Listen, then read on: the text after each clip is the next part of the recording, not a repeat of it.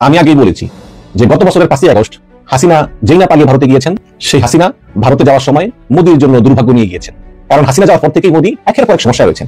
এখন আপনারা জানেন যে প্রথম শ্রীলঙ্কা, তারপর বাংলাদেশ, তারপর নেপালে জ্যানজিদের বিক্ষোভে সরকারের পতন হয়েছে, সরকার পরিবর্তন হয়েছে। এখন ঠিক একইভাবে মোদিকে হঠাৎও এই জ্যানজিদের বিক্ষোভ করার ডাক দিলেন রাহুল গান্ধী। ভয়াবহ এক পথে চলে গেল, ইলিয়াস হোসেনকে জড়াইয়া দিল। ইলিয়াস হোসেনের নামে মামলা করবে। তার নামে মামলা, তার বউ করতেছে যে জুলাই গণ অভ্যুত্থানের সাথে জড়িত ছিল, হাসিনা সরকারের বিপক্ষে যে কাজ করছে জাহিদ, তার বউ মামলা করতে যাচ্ছে জুলাই গণ অভ্যুত্থানের আরেক সৈনিক ইলিয়াস হোসেনের বিরুদ্ধে। ব্যাপারটা কোন পর্যায়ে নিয়ে ঢাকাইছে। আবার দেখেন পিনাকি ভট্টাচার্যের একটা ভিডিও এই দেশে নাকি দেখা যাচ্ছে না, ওই দেখার রাস্তা বন্ধ করে দিছে। এখন ভিপিএন দিয়ে দেখতে হবে পিনাকি ভট্টাচার্য এটা নিজেই পোস্ট করছে, কারা বন্ধ করলো। হায় হায়, কোন অবস্থায় নিয়ে ঢাকাইছে জুলাই নায়কদেরকে। দেখেন নায়করা এখন হিলের হয়ে যাচ্ছে। আওয়ামী লীগের লোকজন এখন ছদ্মবেশে বেশিরভাগ মসজিদের তাবলিগে আছে। অনেক মসজিদের তাবলিগ গ্রুপের ভিতরে এখন আওয়ামী লীগ পাবেন একটি বিশাল অংশ। এই তথ্যটা আমার কাছে এসেছে। ডক্টর ইউনূস সরকারের একটা রহস্য ফাঁস করে দিয়েছেন পীর সাহেব চরমোনাই এবং পিনাকি ভট্টাচার্য, এবং এটা নিয়ে কিন্তু তোলপাড় শুরু হয়ে গেছে। বিষয়টা এতটাই ভয়ানক এবং ডেঞ্জারাস এবং সরকারের জন্য ডিজাস্টারাস যে পিনাকির ভিডিও ব্লক করেছিল সরকারের পক্ষ থেকে কেউ। আসসালামু আলাইকুম প্রিয় দর্শক শ্রোতা, আশা করি সবাই ভালো আছেন। নতুন একটি ভিডিওতে সবাইকে স্বাগতম। পিনাকি ভট্টাচার্য এবং সাংবাদিক ইলিয়াস, তারা যে দেশের হয়েই কাজ করে আবারও প্রমাণ দিলেন। তারা বিএনপির এবং আওয়ামী লীগের ভিতরকার খবর প্রকাশ্যে সাধারণ জনগণের কাছে প্রকাশ করছে। তারা আসলেই দেশপ্রেমী এবং তারা আরো কিছু বিস্ফোরক মন্তব্য করেছে বিএনপিকে নিয়ে এবং দেশের আরো বিশেষ গণ্যমান্য ব্যক্তিদেরকে নিয়ে। ভিডিওর শুরুতেই কিছু ভিডিওর অংশ বিশেষ দেখে হয়তো আন্দাজ করতে পেরেছেন আজকের এই ভিডিওটি কতটুকু গুরুত্বপূর্ণ হতে চলেছে।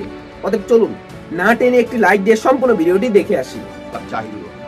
ওনার প্রতি আমার একটা ভক্তি শ্রদ্ধা আছে, যেমন ভক্তি শ্রদ্ধা আছে আমার ইলিয়াস হোসেনের প্রতি, পিনাকি ভট্টাচার্যের প্রতি। পিনাকি ভট্টাচার্য আর ইলিয়াস হোসেন সেফ জোনে থাইকা দেশের জন্য গত 16 বছর অনেক কিছু করছে, কিন্তু সেফ জোনে ছিল। আর ডাক্তার জাহিদুর রহমান দেশের ভিতরে ছিল, ভাই দেশের ভিতরে অনেক রিস্কে ছিল, অনেক প্রতিবাদ করছে ফ্যাসিস্ট সরকারের বিরুদ্ধে। ওনার বলিষ্ঠ কণ্ঠ যদি আপনারা শুনতে চান, ওনার অতীতের ভিডিওগুলো দেখেন। আওয়ামী লীগের আমলেই দেশের ভিতরে থাইকা উনি এইসব বক্তব্য যে দিত না, আমি ভয় পাইতাম, আমি আসলেই ভয় পাইতাম। আমি একবার একজন অবসরপ্রাপ্ত এক ডিআইজি সাহেবকে, উনি আমার খুব কাছের মানুষ, ওনাকে জিজ্ঞেস করছিলাম যে আচ্ছা উনি কি দেশের বাইরে? কারণ আমার বিশ্বাস হইতো না ডাক্তার জাহিদুর রহমান এই দেশে থাইকা আওয়ামী লীগের সমালোচনা করতো, শেখ হাসিনার সমালোচনা করতো, ভাই। যার জন্য আমি বলছি উনি কি দেশে না দেশের বাইরে। তারপরে ডিআইজি সাহেব জানাইলো আমাকে যে না উনি দেশের ভিতরে। চিন্তা করেন ওনার সাহসটা, কলজা আছে ভাই।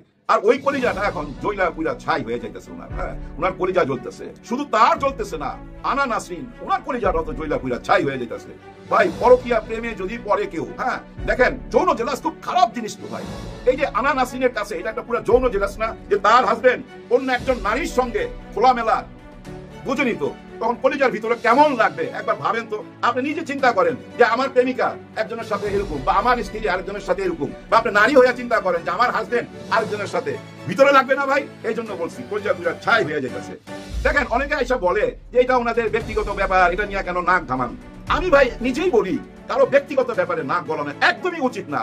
আমার ভিডিও যারা দেখছেন আমি এই কথাটা বহুবার বলছি যে আত্মীয় স্বজন বন্ধু বান্ধবের মধ্যে যদি কোনো পারিবারিক দ্বন্দ্ব হয় ওর মধ্যে কখনোই যাবেন না, গেলেই আপনি বিপদে পড়বেন এবং আপনি পরে কলঙ্কিত হবেন, আপনাকেই দোষী করা হবে। এই কথাটা আমি কিন্তু বলি মাঝে মাঝে। কিন্তু ব্যক্তিগত ব্যাপার তো সেটাই যেটা ব্যক্তি আর ব্যক্তির মধ্যে সীমাবদ্ধ থাকবে। কিন্তু কোনো ব্যক্তি এসে যদি সোশ্যাল মিডিয়া এটা প্রচার করে, তার নিজের ঘরের খবর বাইরে দিয়ে দেয়, তখন তার এটা ব্যক্তিগত হয় না, এটা ব্যক্তির মধ্যে ছড়াইয়া যায়। তো যার জন্য অন্যরাই সেটা নিয়ে কথা বলে। দেখেন আজকে এই জাহিদ সাহেবের সংসারের সাথে জড়ায় গেল ইলিয়াস হোসেন সাহেব, ওনাকেও জড়ায় ফেলছে, একটা মামলা করতে গেছে। কতটা দুঃখজনক দেখেন। এই জাহিদ সাহেব, ইলিয়াস হোসেন, পিনাকি ভট্টাচার্য একটা নতুন দেশের জন্য কি লড়াইটা না করছে। অন্য 16 মাসেই দেখেন কতটা বইলা গেল। সেই যোদ্ধার নামে মামলা করতে গেল, আরেক যোদ্ধার ওয়াইফ মানে আনা নাসরিন মামলা করতে গেছে বা করছে এরকম একটা কিছু। এটা নিয়ে ইলিয়াস হোসেন সাহেব বলছে সাবধান, কর্ম চলতেছে, মানে ভিডিও বানাইতেছে, একেবারে ল্যাংটা কইরা ছাইরা দিবে। হ্যাঁ, উনি খুব জিদি লোক, তো রাগী লোক। আর রাগ করবে না কেন ভাই? ওনার কি দোষ? উনি তো ভাই এটার সাথে জড়িত না, জড়িত করছেন আপনারা। আনা নাসরিন আপনার প্রতি আমার অনেক শ্রদ্ধা রেখে এই কথা বলতেছি। শুনছি আপনি আবার শর্ট ফিল্মের সাথেও জড়িত ছিলেন, আমাদের মিডিয়া তো জড়িত ছিলেন। যাই হোক, যেভাবেই থাকেন আমি জানি আপনি এই মুহূর্তে ভালো নাই, আপনি অনেকদিন যাবতই এলোমেলো। এই ঘটনাটা কিন্তু এই 2-3 সপ্তাহ বা 2-3-4 মাসের না ভাই, 2-3-4 বছরের ঘটনা, অনেক পুরনো ঘটনা এটা। কিন্তু জাহিদ সাহেবের এই সংসারের ঘটনাগুলো বুঝছেন শুধু ওনাদের মধ্যে সীমাবদ্ধ প্রথম ছিল না, দুই পরিবারকে এটা ছুঁয়ে গেছে ভাই। ওনাদের এই সংসারের আগুন কিন্তু নতুন কিছু না, কিন্তু এমন না যে 1 মাস 2-3 মাস আগের ঘটনা, 2-3 বছর পুরনো ঘটনা। তার মানে কতদিন যাবত এই আগুনে পুড়তেছে। খেয়াল করছেন দেখেন জাহিদ সাহেবের শ্বশুরও আর এরা করে হাসপাতালে যাইতে হয়েছে এই ঘটনা শোনার পর। এই ঘটনা সবাই জানা গেছেন, এই ঘটনা এখন আর খুলে বলার কিছু নাই, খুলে বলতেও ভালো লাগতেছে না। তারপরও বলবো, হ্যাঁ এই মুহূর্তে শামীম ওসমান থাকলে ভালো হতো। হ্যাঁ, ওনার বড় ভাই যার সাথে ঘটনা, ওনার বড় ভাই শামীম ওসমান থাকলে ভালো হতো। হ্যাঁ, রুমিন ফারহানাকে বিয়ের একটা ব্যবস্থা করতে পারতো। রুমিন ফারহানা সবসময় বলে রাজনীতির জন্য উনি ত্যাগ করতে করতে ঘর সংসার করে নাই, স্বামী খুঁজা পায় নাই, একদম ত্যাগী নেত্রী উনি। আর এই ত্যাগী নেত্রী এখন দেখেন কত বড় কলঙ্কের সাথে জড়িত, কোন টাইমে জড়িত, কোন টাইমে এই কলঙ্কটা প্রকাশ পাইলো, যে টাইমে বিএনপি অনেক প্রশ্নের সম্মুখীন না ভাই, এত বড় একটা দল অনেকগুলো প্রশ্নের সম্মুখীন হয়ে গেছে মাঠের রাজনীতিতে, এটা তো বুঝতে পারেন, এটা নিয়ে আলোচনা করা যাবে। কিন্তু এখন যেটা নিয়ে আলোচনা করতেছি, এই জাহিদ সাহেবের এই সাংসারিক ঘটনাটার সাথে পিনাকিদা জড়াইলো, ইলিয়াস হোসেন জড়াইলো। পিনাকিদা একটা স্ট্যাটাস দিছে, ইলিয়াস হোসেন তো আবার একটা স্ট্যাটাস দিছে। আবার ওই স্ট্যাটাসটা দেখেন আনা নাসরিন শেয়ার করে। ইলিয়াস হোসেনের যে কোনো স্ট্যাটাস আনা নাসরিন তার পেজে শেয়ার করে। তার মানে কি, এই আনা নাসরিন যে কোনো সাংবাদিকের মাধ্যমে হয়তো ইলিয়াস হোসেনের সঙ্গে যোগাযোগ করছে, কারণ উনার ওই মনের ক্ষোভগুলা জ্বালাগুলা হয়তো প্রকাশ করতে পারতেছে না।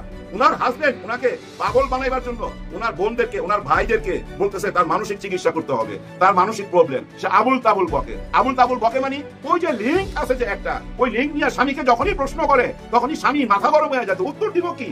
কিন্তু উত্তর একটা আদায় করছে, বুঝাই যায়। নাইলে উনি এই কথা কেন বলবেন? কি কথা বলছে?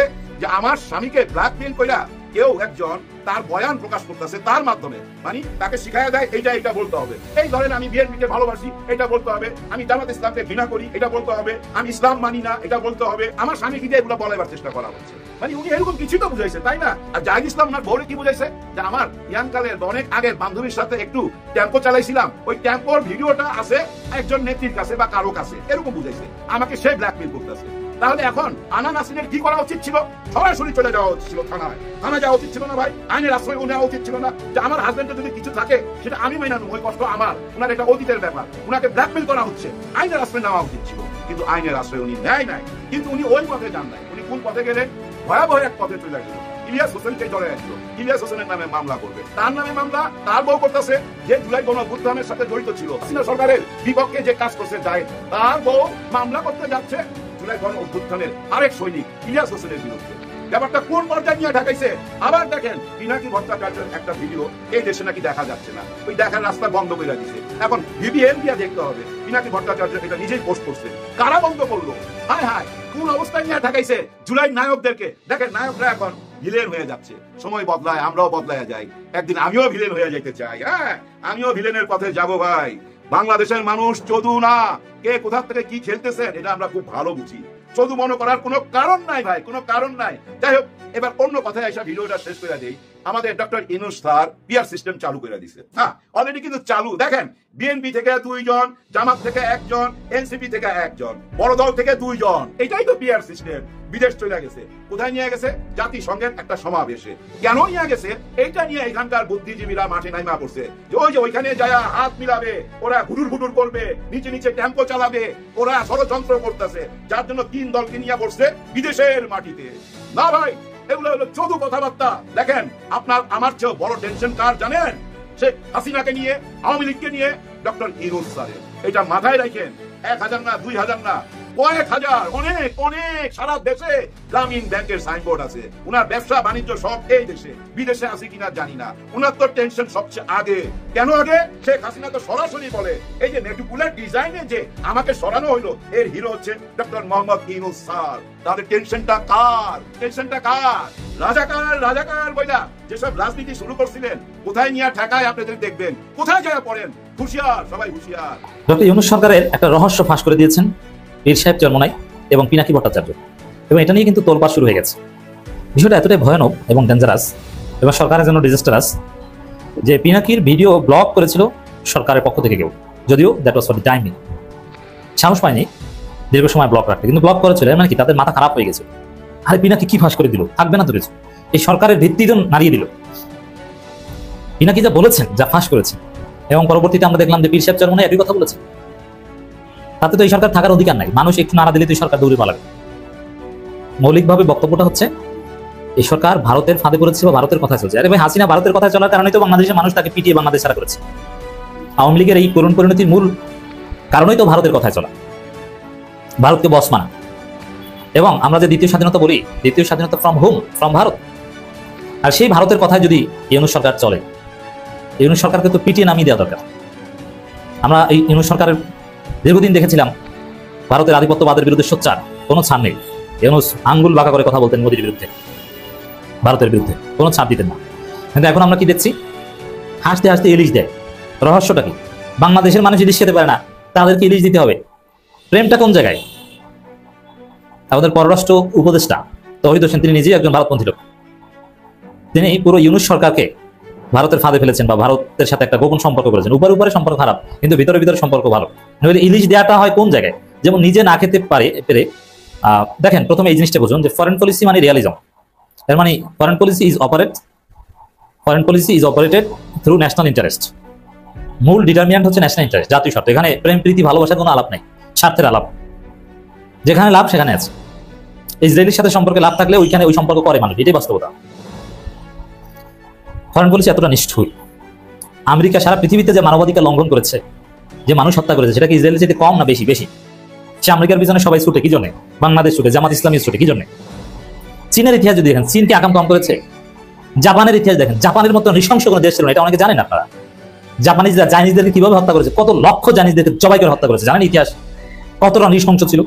কয়েকশো বছর আগের ঘটনা। সেই যুক্তরাষ্ট্র, চীন, জাপান, তাদের পিছনে সবাই ঘুরে। কেন? এটা স্বার্থের খেলা। এখানে প্রেম প্রীতির কোনো স্থান নেই। এখন ভারত বাংলাদেশের সম্পর্ক এটা স্বার্থের, কিন্তু সেই ফরেন পলিসি স্বার্থের ঊর্ধ্বে উঠে কখন? একদম গভীর থেকে গভীরতর সম্পর্ক থাকলে, যেটা আওয়ামী লীগ এবং ভারতের ক্ষেত্রে হয়েছিল, যে বাংলাদেশ ভারত বা হাসিনা ভারত সম্পর্কে স্বার্থের উঠে। আর ভারত যা চাইতো সব দিয়ে দিত। কিসের বাংলাদেশের স্বার্থ? মোদি যা চাইবে দিয়ে দিব, কোনো কথা নাই। নামমাত্র মূল্যে ট্রানজিট দিব। নিজে না খেয়ে অন্য কাউকে খেতে দেয় কখন? আপনার খুব প্রিয় তখন সন্তানদেরকে। সাধারণত নিজে না খেয়ে অন্য কাউকে খেতে দেয়, এটা কোন ক্ষেত্রে হয়? সন্তানদের ক্ষেত্রে হয়। এটা অন্য কারোর ক্ষেত্রে হয় না। আরে ভাই, নিজে খাইতে পারলে তুই খেয়ে। কিন্তু একমাত্র নিজের ঔরসজাত সন্তান, ভালো একটা খাবার মন চায় খেতে, পছন্দ, কিন্তু সন্তান পছন্দ করে, আপনি নির্দ্বিধায় সন্তানকে দিয়ে দেবেন। একদম সর্বোচ্চ সম্পর্কের ক্ষেত্রে এটা ঘটে, নইলে এটা ঘটে না। সে ভারতকে ইলিশ দিচ্ছে, টনকে টন ইলিশ দিচ্ছে নামমাত্র মূল্যে, অথচ বাংলাদেশের মানুষ ইলিশ খেতে পারছে না। ভারতে পূজা, আরে ভাই বাংলাদেশে পূজা নাই, এখানে বাংলাদেশের হিন্দুরা তো ঠিক মতো কিনতে পারছে না। কোন পর্যায়ের সম্পর্ক থাকলে ইলিশ দেওয়া হয়? এর মানে আসলে ভারতের সাথে এই পররাষ্ট্র উপদেষ্টা তৌহিদ হোসেন প্রভুপাদের গভীর প্রেম, নইলে ইলিশ দেওয়ার মতো ঘটনা ঘটে না। এবং হাসাহাসি করতে করতে ইলিশ দেন। আমাদের মৎস্য উপদেষ্টাকে জিজ্ঞেস করেন, তিনি হাসেন। এটা সবকিছু বলতে পারছেন না। এর মানে ভারত কঠিনভাবে ইউনূস সরকারের উপর চেপে বসেছে। এই যে ফেব্রুয়ারিতে নির্বাচনের জন্য উতলা হওয়া, এর পেছনেও ভারত আছে। আওয়ামী লীগ নিষিদ্ধ করতে চায়নি, এখন জাতীয় পার্টি এবং 14 দল নিষিদ্ধ করতে চায় না, এর পিছনেও ভারতের প্রভাব আছে। এই বিষয়গুলোই সামনে এনেছেন পিনাকি ভট্টাচার্য। এখন বীর সাহেব চরমনাই বলছেন, দিল্লির প্রেসক্রিপশনে দেশ চালানোর অপচেষ্টা শুরু হয়েছে। মিল আছে? বীর সাহেব চরমনাই কি ফাও বলেছেন? হাসিনা পালানোর পর দিল্লির প্রেসক্রিপশনে এই কথা বলার কোনো প্রয়োজন ছিল না, কিন্তু আসলে এরকম ঘটনা ঘটছে। সবচেয়ে বড় প্রমাণ ইলিশ দেওয়া। আমি আশা করছি সম্পূর্ণ ভিডিওটি দেখেছেন এবং সাংবাদিক ইলিয়াসের সাথেও আপনিও কি একমত হলে অবশ্যই কমেন্ট বক্সে জানিয়ে যাবেন। ভিডিওটি ভালো লেগে থাকলে শেয়ার করতে ভুলবেন না। আমাদের এই চ্যানেলে নতুন হয়ে থাকলে চ্যানেলটি সাবস্ক্রাইব করে চ্যানেলের পাশে থাকবেন। আর যারা ইতিমধ্যে চ্যানেলটি সাবস্ক্রাইব করেছেন তাদেরকে অসংখ্য ধন্যবাদ। দেখা হবে নতুন কোনো ভিডিও নিয়ে। ততক্ষণ সবাই সুস্থ থাকবেন। আল্লাহ হাফেজ।